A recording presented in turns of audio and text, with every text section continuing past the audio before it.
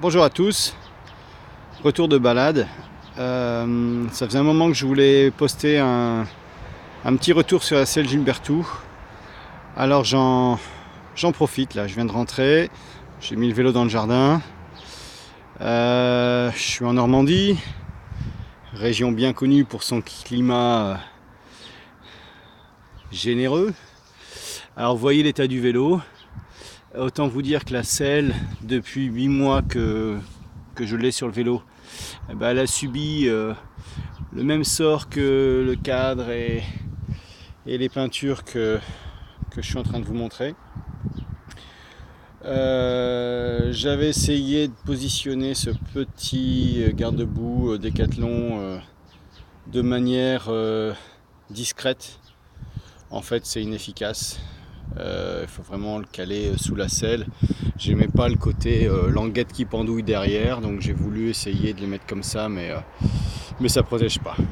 Bon, donc voilà. La selle, elle a reçu de la boue, elle a reçu du caillou, elle a reçu de la terre, elle a de l'eau. Donc elle a bien souffert. Je suis rentré plusieurs fois avec une selle complètement détrempée. Hein. J'y ai rien fait. J'ai pas essayé de retendre puisqu'il y a un petit système sous la selle pour retendre le cuir. Je ne l'ai pas graissé. Donc elle est vraiment 8 mois d'utilisation et elle est vraiment elle n'a pas bougé. Elle commence à se patiner un petit peu. J'ai fait une chute ou deux, j'ai fait une glissade en décembre, donc elle a râpé un petit peu.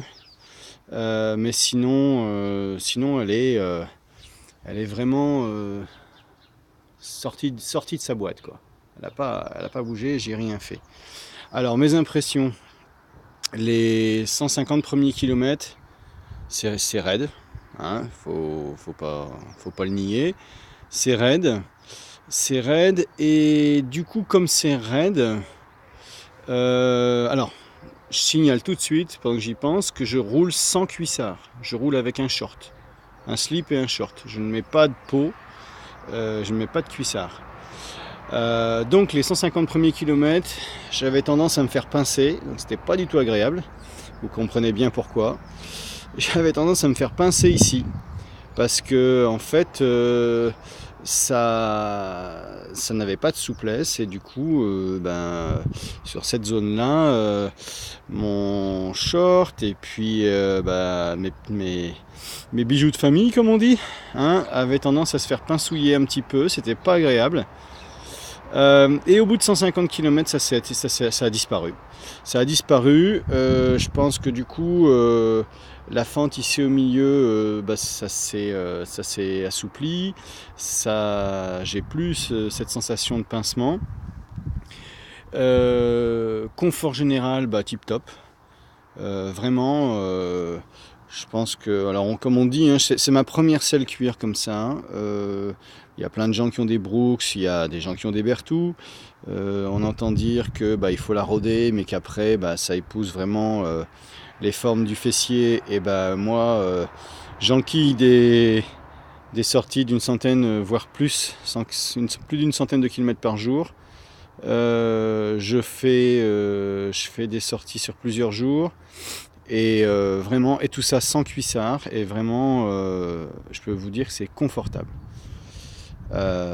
C'est made in France. Je sais que c'est un peu plus cher que la concurrence anglaise, mais la finition est tip top. Le vendeur j'étais parti sur une Brooks pour tout vous dire. Et puis le vendeur m'avait fait remarquer la qualité de finition, le fait que les œillets ils sont derrière et pas sur le pourtour. Alors c'était je me souviens plus du modèle de Brooks, mais c'était pas la B17, c'était la C17 je crois. Donc et les œillets sont vraiment sur le bord. Donc au niveau confort et puis frottement sur les vêtements, c'était pas... L'argument du vendeur était recevable, et puis le fait que ça soit made in France, que ça soit un peu plus original, parce que des Brooks on en voit beaucoup. J'ai sorti un ou deux billets de plus, et vraiment je regrette pas. Voilà. Donc je pense l'agresser quand même une fois prochainement là. Je ne sais même pas si c'est nécessaire, mais bon, je me dis que je pourrais y passer quand même un peu de graisse pour faire du bien à mon cuir. Hein. Pendant que je suis là, je vous montre voilà, le système de vis ici qui permet de retendre le cuir quand ça commence à s'affaisser. Mais vraiment, j'ai pas regardé les recommandations du fabricant, mais pour l'instant, c'est vraiment pas nécessaire. Voilà, donc c'était mon retour sur cette selle, vraiment très sympa, et puis du Made in France. Donc voilà, un petit achat citoyen de temps en temps, ça fait pas mal. J'ai acheté mon vélo chez les Anglais, je l'équipe à la française. Hein.